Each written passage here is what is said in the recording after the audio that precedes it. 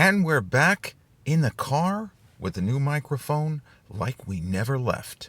Welcome to the Confessions of a Not So Dangerous Mind podcast. I'd like to thank you all for spending some of your Friday evening here with me in New York. But once again, we're going to skip past all that promotional jazz and get right to the guts of the episode. Well, I'm going to hop on this 2016 challenge trend, and it's a little bit different for someone who was already well into adulthood when 2016 rolled around. And I got into this concept in the episode on The Wedding Singer the other night. The idea of that was a film that came out when I was already an adult. I had recently turned 24. But when the movie is set in 1985, which was the year that I was in 5th and 6th grade. So going back from when you're 24 to when you're 11 and 12 is much more jarring. It is much more almost violent than going from, let's just say, 52 to 42. It's just different. It hits different. And in my case, I was pondering the idea of going from 2015 to 2012, which that's a significant amount of time, but it's adult back to still well into adulthood. It's just not the same. So 2016 for me, the 10 years ago year, was my 42nd year, more or less. And there were a lot of ups and downs of 2016. I could actually do multiple episodes, but I'm just going to stick to one. I don't want to bore you. But there were a lot of things happening across different realms and different components of my existence as it was in 2016. So in 2016, I was married, and my now ex and I, we were living in Westbury, but we had an opportunity late in 2015 and early in 2016 to move to Huntington Village. And many of you know that I ended up living in what became that apartment in Huntington Village for many years, and more or less moved from that apartment, a brief stopover at my father's house, which was also in Huntington, and then I ended up in Coram. So moving from Westbury to Huntington was good. It was a step in the right direction. And being near my dad, who lived no more than a mile away, his house was no more than a mile away from the apartment in Huntington Village, it was pretty good. And living in Huntington Village from the beginning of 2016 until the beginning of 2023, it kind of creeps up on you in memory that I was there for 7 years. And sometimes it feels like it was longer, but other times it seems as if I can't tell the years apart. There was a snowball effect. Everything just seemed to happen very, very quickly. Good, bad, and ugly. But as of 2016, I was still writing full time. I had been working on the same screenplay with a pretty successful producer from LA. I'd already been working on it for a decade. And having stick-to-itiveness, having a little button somewhere in your brain that refuses to allow you to quit is often good. But in this particular instance, looking back on it, I should have dumped this project no later than 2010. I should have given it the double middle-fingered salute. Once it got into the 5th year, I knew on some level this is never going to get made. This is not going to be profitable. I am just going to continue to work and work and work and work and have a lot of people who not necessarily or didn't necessarily have wrong opinions. But when you have so many different people assess a piece of art, you're going to get a lot of different responses. And people who are 100% convinced they know how to make this better. But then the other person knows how to make it better, and it's an entirely different approach. And then another person, and another person, and another person, and another person, and another person, and another person. So I was 10 years into what ended up being the end of my career. I mean, I'm not exaggerating. This was it for me. I knew that I had gone as far as I could go. But in 2016, I still had hope because the concept of the script, and it wasn't really that groundbreaking that I'm giving anything away if I give you the basic concept. The concept, it's a buddy film. It's not about two mismatched cop partners. It's about two people on opposite sides of the law. It's more Midnight Run, 48 Hours than Rush Hour, in other words. But two people on opposite sides of the law, one person who is chasing and has been tracking the other person for years through a crazy series of circumstances where the same person or people seem to want them dead. They have to work together. And that was the story that I took over the project in 2006. The first writer put 5 years in, and he smartly threw in the towel because he knew after 5 years, I've worked my fucking ass off. I'm putting in 50 hours a week on this thing, and we keep getting this weird feedback where one person will say this is fantastic, but 3 people will say this is a piece of shit. So when you have somebody saying that your script is a 9 out of 10, but then 3 people say it's a 2 or a 3, what do you do? You know, what do you do? Well, you just keep working on it, and then you keep working on it, and then you keep working on it. But there were a couple of moments in 2016 where it looked as if the feedback was getting to the point where maybe if we would not focus on just going to the studios, maybe this could be made as a mid-range. Maybe we can get a deal with a company that has a studio deal, but we don't have to actually just take it to the studios. Because an uncovered script, in this instance, a script from someone like me who is an unknown quantity, and a producer who, although he had some good credits, he didn't have a studio deal. I always thought that he had, there's nothing wrong with, again, having big dreams and knowing what you want to do. But there's also knowing what you want, knowing what's achievable, and knowing what might be achievable in a lesser scale. But you still get fucking paid. You'd still get fucking paid. And the 10 years of work already put in his case, the 15 years, doesn't end up getting flushed down the toilet. It doesn't end up being a prodigious, in the worst possible way, a prodigious waste of everyone's time. So there were moments where the feedback was good enough, and there were some pretty significant creative executive types who were doing favors for this guy that said, this could be a movie. You can see how it would work. You can see that the laughs would be there with the right actors and the right process. This could work. So there was still hope. And I didn't end up punting this project until the fall of 2019. So when 2016 began, I still had more than 3.5 years on this. And as 2016 ended, I still had more than 2.5 years. So this script was an enormous part of my day-to-day existence from May of 2006 until September of 2019. And I regret, looking back on it, I regret every minute.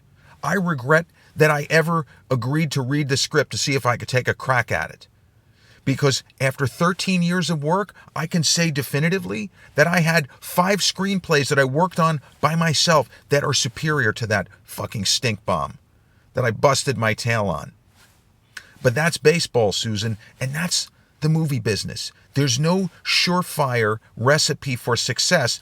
There's also no guarantee that failure is going to happen. You just don't know. And that's what still gets at me, that we didn't even take the shot. We didn't even take the shot. No, it has to be better. Hey, bro, if it's not better after 13.5 years, it ain't getting better. It's the same logic as if somebody introduces a gun in the first act of a movie, that gun is going to get fired at some point. And if you want to also say, if nothing's happened by the end of the first reel, nothing's going to happen.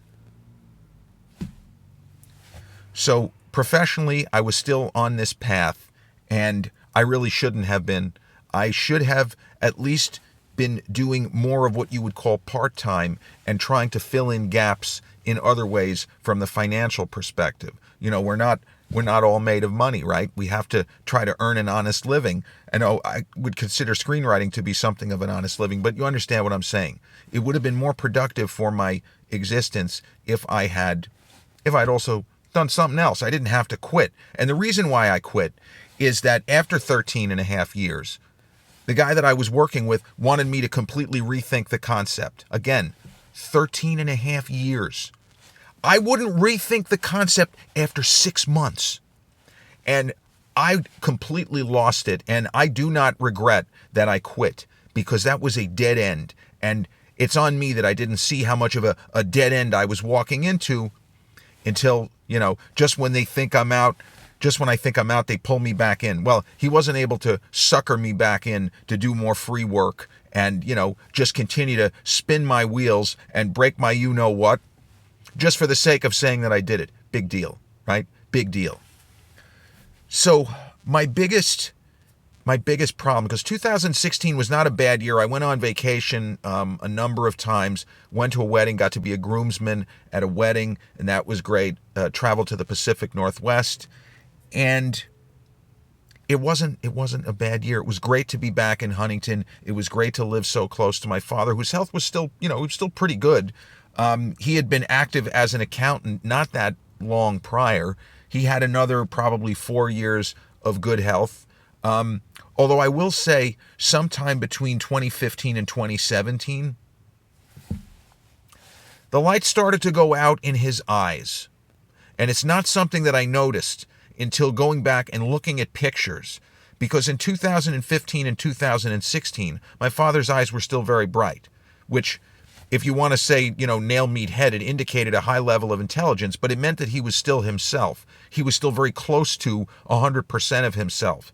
And I look at pictures starting in 2017, his eyes just don't look the same. And I don't know, I didn't notice it, and then suddenly I noticed it, and now it's pretty much what I think about. It's kind of depressing. But I was very rigid.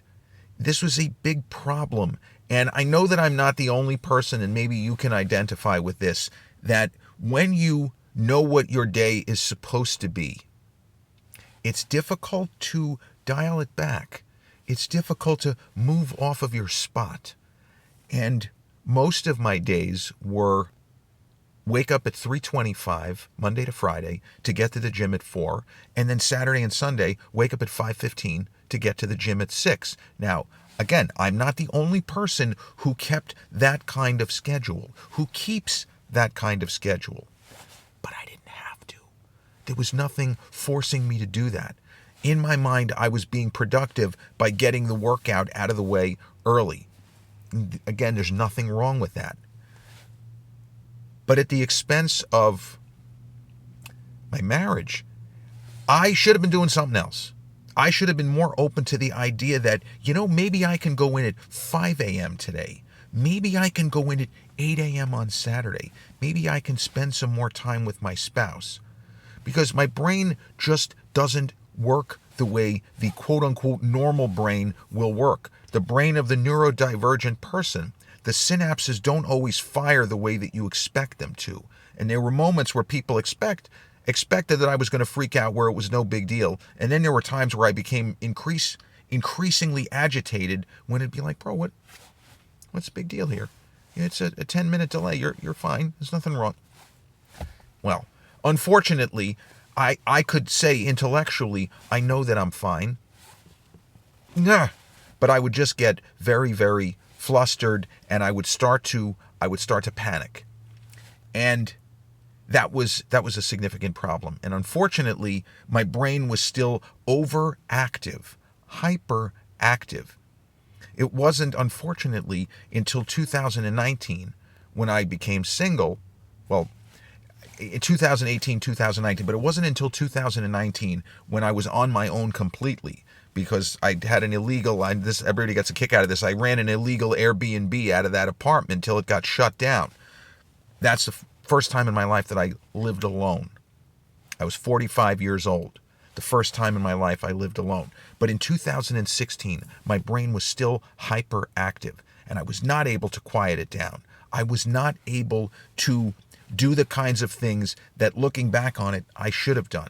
So from a certain point of view, people who knew me, they said, well, he's a great husband. Hey, I was great within certain parameters. If you looked at it in a very narrow way, you'd say, okay, well, he pretty much does whatever he says. Hey, pro tip, you're supposed to do whatever your wife says within reason. You're not going to rob a bank or, hopefully not commit murder in the manner of Kathleen Turner and William Hurt in the movie Body Heat. But you're supposed to be supportive. You were supposed to not automatically say the word no. And my mistakes were really dumb, unforced error type mistakes. If your spouse asks you to stay in bed a little bit longer, you don't have to get up at 3:25, bro. Now, if you had a job that required you to wake up at 3:25 to fit the gym in, that's different. You will get zero pushback or criticism from me. But I'm going to criticize my 10 years back from now self. I did not have any excuse other than the fact that my wiring was telling me I didn't have a choice. I have to do this. I cannot take the morning off. I cannot not get to the gym at 4. Well, if you make your significant other feel like they don't rate, eventually they will not be your significant other. There's another pro tip. Don't do what I'm saying. Figure out a way to make your partner feel as if they're a treasure, which they probably are, and that you value their time. And if they want to spend time with you, you got to have a better reason than I got to get up at 3:25 when I really don't. I want to do this at 3:25 because my brain is telling me I don't have a choice, but I actually do have a choice. If I'd had a quieter brain in 2016, I would not have gotten so jammed up all the time. I would have been able to take a minute and, if somebody was relying on me to get to the gym at 4, I'm not going to be able to make it. As if that's the worst thing, that I'm not going to make it at 4 and somebody might, okay, so their morning will change slightly because I'm not there. Hey, your significant other is more important than your training partner. Again, no offense to anyone's training partner, but that's a hill now I didn't go down on it then, I should have, but this is a hill that I would go down on now. Don't make that kind of a mistake. Just don't do it. So personally, I was struggling. Professionally, I was struggling. And I didn't know where I was going by 2016 because it had been 10 years working on this script. And it's difficult. It's difficult to give up on your dreams, especially when you've gone, as long as I have, utterly convinced that success was inevitable. And that's a good way to be. So I had a lot of the right ideas. I had a lot of the right mindset, but I was too rigid within that. I did not allow for the possibility that maybe I had to do something else. And in 2016, I was still scared to death of the idea being what you're doing instead of your regular job is your regular job. What you're doing instead of your real job, that's your real job. So in my mind, if I took even part-time work, that's what I do for a living. I'm not a writer. But I believed that I was on the right path and that success was going to happen. It should have happened earlier. There were a lot of opportunities that just went by the boards. The Tittle project should have got made. It didn't get made. The Brooklyn Dodger screenplay, that should have gone. It didn't happen. Way back in the 90s, I had a cop thriller screenplay, a kind of a cross between a cop thriller and like a horror movie. That should have happened. That didn't happen because that was optioned and then it didn't go anywhere. I had the Biggest Victory, where that script was also optioned, but the fucking author of the book wanted absurd amounts of money. We practically were going to have to give up a body part to get that book, the rights to that book. So a lot of things. And I just kept saying, there's no way that I've come this far to not actualize. There's no way. But, that's exactly what happened. I look back now and I see it. I pushed too hard and I went too far, basically banging my head against a brick wall. And what I know now is that it would have been phenomenal. It would have been great to get even one screenplay through the process, even if it didn't even end up getting made, but if it at least went deep, because there are a lot of times where writers make a shit ton of money and at least get a little bit of credibility and no, this guy is pretty good, and the project doesn't end up getting produced. That does happen. The other ones that I referenced didn't get anywhere near that, that far in the process. But my life was good. I didn't have any real pressure on me. which would be all the more reason why you would try to spend more time with your spouse, with your significant other. And I saw a lot of mistakes, if I may speak out of turn here, a lot of mistakes that my dear old dad, may he rest in peace, he made a lot of mistakes in his marriage with my mom. He made more mistakes than her. Her mistakes, though, she could have, like, you understand why she made them if you want to call them mistakes. My father got all of the difficult stuff right. He got all the difficult stuff. You know, difficult? Make a really good living. Let your wife do whatever the fuck she wants. He got that so right. But he got the little things all wrong. I got most of the little things right and everything else was not right. My dad just did not pay enough attention to my mother. He was always forgetting her birthday, forgetting Valentine's Day, forgetting Mother's Day. That's the easy stuff. You got to be able to remember anniversaries. You got to be able to get somebody a box of chocolates, at the very least get a bracelet. Dad just made a lot of those kinds of mistakes. So I didn't make those mistakes. I just made every other kind of mistake, if you want to even use the word mistake. But 2016 was not a bad year. My best year, and I mentioned this, 2025 was my best year since 2011. 2011 being the year that I got engaged, and there was still zero pressure on me. You know, when young people ask questions of people who are married, and in some cases people who are married and divorced, you say things like, it's a lot different when you're living with the person than when you're just, dating them. Even if you're engaged, but you're not living with them, it's completely different. And 2011 was just a phenomenal year for me because I seemed to be moving forward with the screenplay, and I got a job that didn't require a ton of time. I was doing exactly what I wanted to almost every day of that particular year. Hence why it was a good year. And the irony of 2025 is that I ended up still doing what I wanted, but I was able to be super productive from every angle. That was my most productive year. 2025, far and away, my most productive year. But 2016, and I look back at pictures, went to Atlantic City a couple of times with friends, had crazy good times. I became friends with a couple that were multi-millionaires, and they were both as big of characters as you can imagine.